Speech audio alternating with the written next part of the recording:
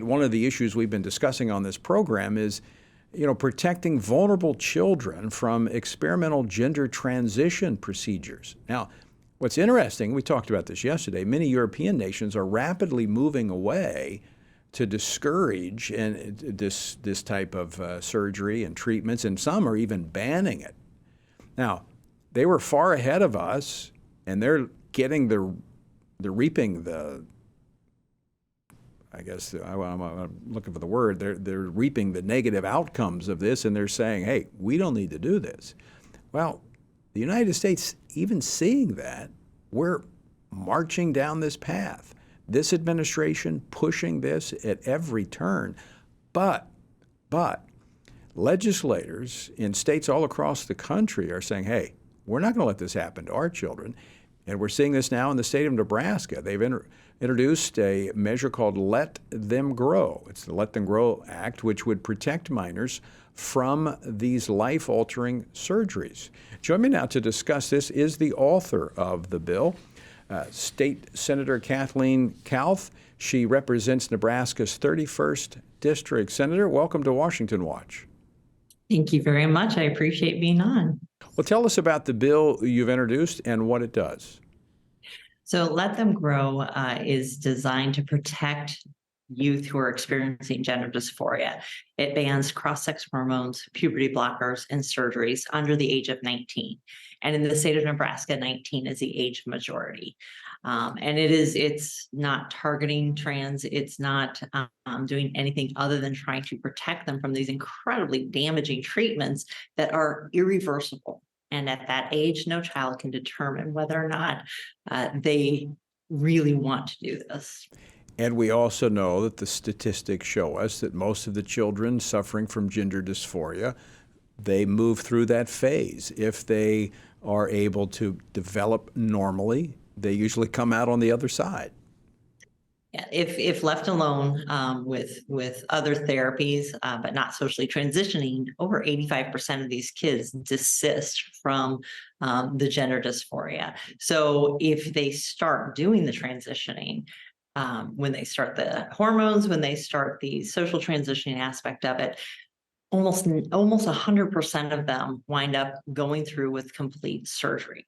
That's a huge swing between people who would desist and then 100% actually going through with it. So we know once you start down this very, very slippery slope, there's really no other outcome for these kids. And that is, again, these are irreversible procedures. Well, but we have many that regret it after the fact, even though they continue with the treatments and go down that path. They detransition because they realized this was a phase. It was not, there were other issues that needed to be dealt with. Exactly. And one of the things that is hardest for these kids, especially, is they don't have the capacity to think long term. Right. I'm meeting with a youth and his mom, who the youth is going through gender dysphoria, very much upset with me for bringing this bill up. And one of the things that he said was, well, if I don't like it, I'll just reverse it later. Now, this is a 16-year-old kid for whom he doesn't understand how difficult and complicated the entire procedure will be, how those changes will never go away, and how you cannot reattach parts or reinstall your puberty once you've taken it away. I mean, there's so many examples of what we restrict when it comes to minors. I mean, we don't let them drive. In many states, they're not allowed to get tattoos without parental authority. I mean, there's just so many things because of what you just said.